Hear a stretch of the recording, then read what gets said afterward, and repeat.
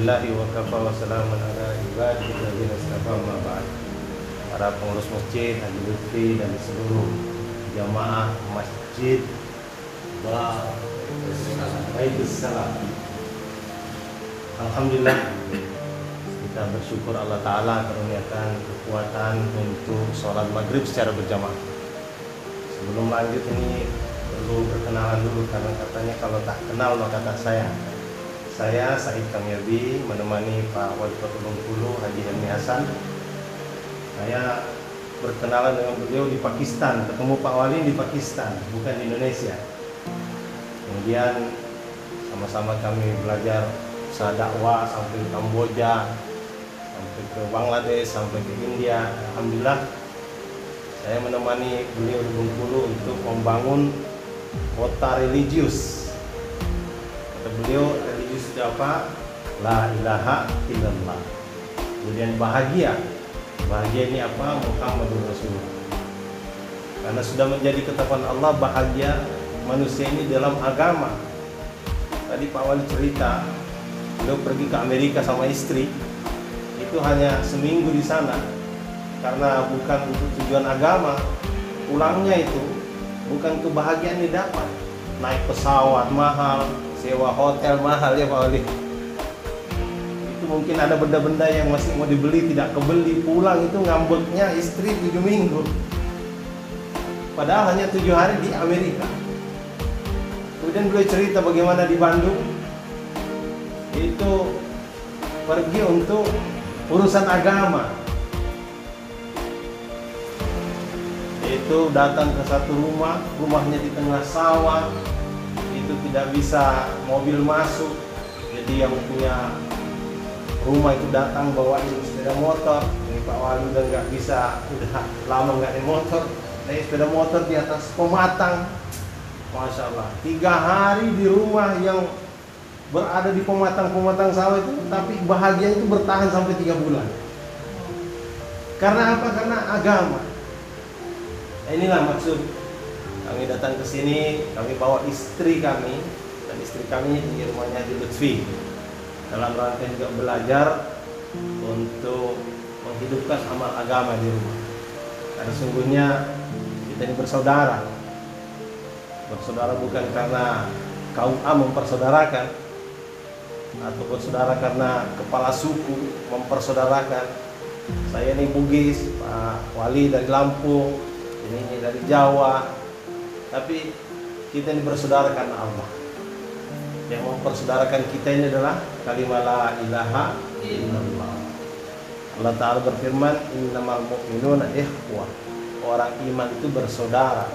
Dan Nabi menegaskan, al-muslim akhul muslim.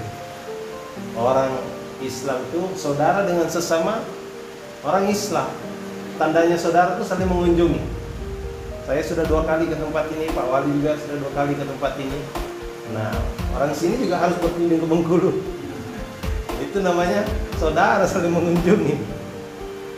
Kalau ada orang ngaku saudara tidak saling mengunjungi, itu belum terbukti persaudaraannya. Kami bersama Pak Wali ke Dumai di Riau.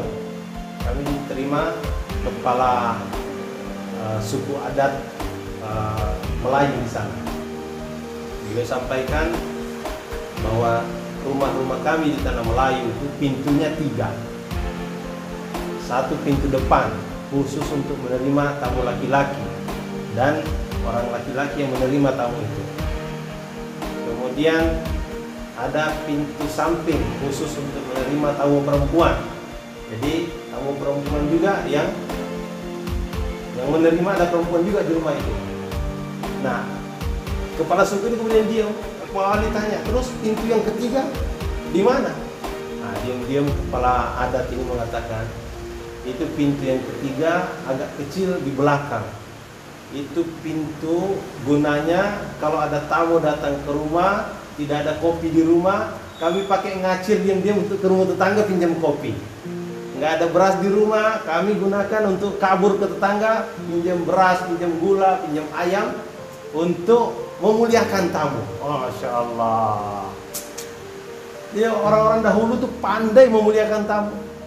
Kami Baru tadi kabarin ke Pak Haji Lutfi, kami mau datang ke rumahnya, langsung dibuka rumahnya beliau. Masya Allah. Hadirin yang mulia, di Indonesia ini pernah terjadi gila-gilaan menghormati tamu. Itu dari Sabang sampai Merauke, ada 34 provinsi. Di seluruh ibu kota provinsi itu dipasang spanduk-spanduk G20, selamat datang G20. Ya Pak ya, kira-kira bulan apa itu? Ada yang ingat? Bulan Oktober. Itu kepala negara dari Amerika, dari Jerman, dari Australia, dari Italia. Itu kan datangnya hanya satu provinsi, tapi 34 provinsi memasang spanduk selamat datang G20. Itu seluruh airport yang jumlahnya ratusan memasang selamat datang G20. Padahal hanya satu airport didatangi. Di Jakarta aja yang ibu kota Indonesia tidak didatangi, tapi di situ dipasang selamat datang G20. Itu kapal-kapal laut dipasangin G20, spanduk-spanduk, billboard di pinggir-pinggir jalan, semuanya dipasangin G20. Selamat datang. Saking gembiranya mau kedatangan tamu, berapa ratus juta, berapa miliar duit dihabiskan untuk bikin spanduk-spanduk itu. Padahal hanya datang ke satu provinsi. Indonesia ini ada 17.000 pulau, hanya datang di satu pulau. Tapi karena begitu gembiranya mau kedatangan tamu, maka spanduk dipasang hebat-hebat. Habis duit mungkin, ada gak 1 miliar habis? Lebih, mungkin 100 miliar ada. Katakanlah 100 miliar habis, mungkin 1 triliun habis. Tapi hadirin mulia, karena memang kedatangan tamu ini kemuliaan, maka saya tadi baca berita besar bahwa hutang Indonesia itu dihapuskan oleh 5 negara. Amerika menghapuskan hutang Indonesia, Jerman menghapuskan hutang Indonesia, Australia menghapuskan hutang Indonesia, kemudian Italia menghapuskan Indonesia. Totalnya 5 triliun. Oh, banyak itu 5 triliun. Berapa nolnya kalau 1 triliun Pak Haji? Pak Haji ini kontraktor, tahu berapa jumlah kalau berapa proyek 1 triliun, 2 triliun. 5 triliun utang Indonesia dihapuskan oleh 5 negara ini.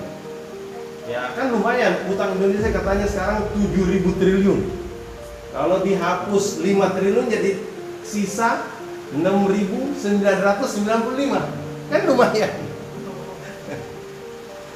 Hadirin yang mulia, sebenarnya Indonesia, negeri kita nggak pantas berhutang.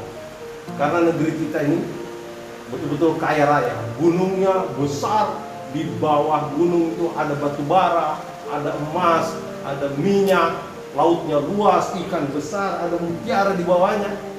Kalau sampai berhutang ini negeri kita, ada yang salah. Negeri sahabat itu kering kerontang, sejauh mata memandang padang pasir gersang, tandus. Tapi Masya Allah, itu Pak Cecep sering sampaikan, di zaman Sayyidina Umar datang kekayaan ke dalam kehidupan sahabat sebesar 3 miliar dinar. 1 dinar itu 4,25 gram emas. Kalau dirupiahkan 4 juta. Jadi 4 juta kali 3 miliar sama dengan 12.000 triliun. Itu kekayaan sahabat. Jumlah sahabat tidak banyak, 124.000. Jadi kalau 12 triliun dibagi 124.000, setiap orang itu dapat jatah 96,7 miliar. Bayi baru lahir nih, jatah kamu 96,7 miliar. Engkau yang mau mati, ini engkau wariskan 96,7 miliar. Kaya raya sahabat. Kita ini negerinya hijau royo-royo, sahabat negerinya yang gersang. Apa yang salah? Pak Wali sering sampaikan, ternyata yang salah karena gunung didaki, lautan diseberangi, masjid dilewati. Kadang-kadang kita melihat masjid tidak di sini, kita melihat masjid kadang-kadang lebih banyak tiangnya daripada orang sholatnya di negeri kita ini. Nah, kita prihatin. Sahabat nih, mereka bertani biasa-biasa saja, mereka dagang biasa-biasa saja, mereka ini ngantor biasa-biasa saja. Yang luar biasa dalam kehidupan sahabat, Ketika azan berkumandang, Allahu Akbar, Allahu Akbar. Oh, yang petani langsung lemparkan cangkulnya, yang dagang tinggalkan tokonya, yang ngantor tinggalkan mejanya, berbondong-bondong mereka ke masjid memenuhi panggilan Allah Subhanahu wa taala. Allah balas dengan kesejahteraan. Kalau negeri kita ingin sejahtera, memang itu jalannya. Karena janji Allah Ta'ala, walau anna ahlal qura amanu wattaqau lafatahna alaihim barakatim minas sama. Satu kampung ini orangnya iman takwa, Allah akan bukakan keberkahan dari langit dan bumi. Negeri kita ini punya modal untuk sejahtera. Tapi karena orangnya bandel-bandel, maka Allah uji. Walaupun di tengah lumbung padi, ayamnya mati kelaparan. Kenapa? Karena tidak mengindahkan panggilan Allah Subhanahu wa taala. Maka kami ini datang untuk belajar, bersilaturahmi, mengajak saudara-saudara kita untuk makmurkan rumah Allah Ta'ala. Alhamdulillah, kita punya masjid sudah bagus, ada AC-nya, ada kipasnya, ada WC-nya, karpetnya empuk. Masjid Nabi, ini pasir, ini batang kurma, kalau hujan tembus. Tapi dari situ lahir generasi terbaik, lahir ahli sedekah terbaik, lahir pemberani-pemberani terbaik, lahir ahli bisnis terbaik, lahir pemerintah-pemerintah terbaik. Karena amalan di Masjid Nabi ada di sana, amalan dakwah, amalan taklim, zikir, ibadah dan khidmat. Itu yang kita mau buat di masjid kita. Dan di sana hidup amalan 24 jam. Bagaimana di Baitus Salam ini juga hidup amal Masjid Nabi hidup 24 jam. Dan di rumah juga kami latih istri kami juga untuk hidupkan amalan seperti amalan di rumah Nabi, di rumah sahabat, hidup amalan 24 jam juga di rumah. Kalau orang tidur dengan zikir, dengan amalan-amalan doa-doa sebelum tidur, itu tidurnya dianggap zikir, jadi tidak lalai. Walaupun tidur, malaikat mencatatnya sebagai zikir.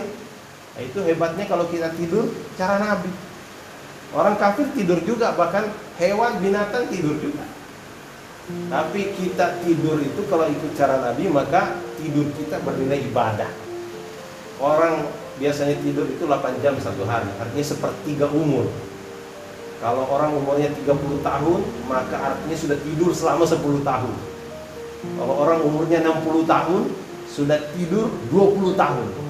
Kalau dia tidurnya tidak ikut cara Nabi, maka 20 tahun umurnya sia-sia.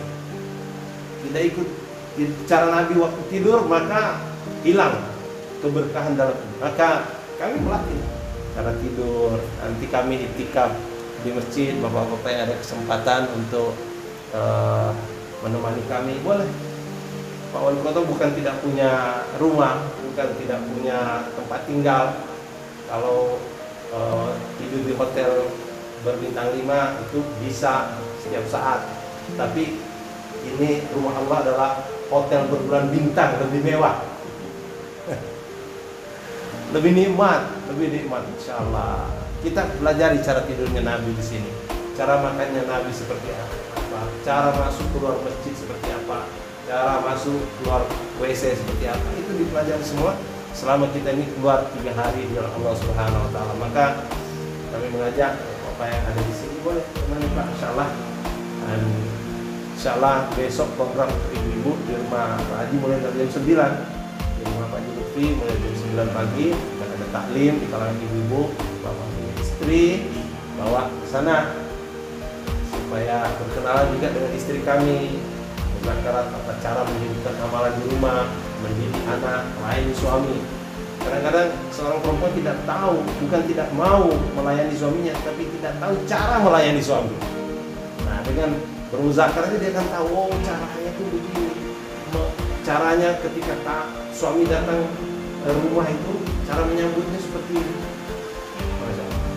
Jadi itu yang program yang kita buat, dan mudah-mudahan Bapak ada kesempatan insyaallah bawa istrinya besok di rumah di Lutfi sampai jam 12, kemudian istirahat. Nanti selepas asar ada lagi bersambung. Jadi boleh nanti datang pagi sampai jam 12, pulang nanti datang lagi sore setelah asar sampai menjelang maghrib. Jadi program itu ibu. Kalau bapak-bapak ya di masjid ini bersama kami ada program selama 24 jam insyaallah. Mudah-mudahan Bapak ini bersedia, insya Allah ya Pak ya. Masya Allah, ini selama 2 hari di sini mudah-mudahan kita bisa saling berkenalan. Boleh saling ikhlas, jazakumullah. Mohon maaf, assalamualaikum warahmatullahi wabarakatuh. Cambiabe.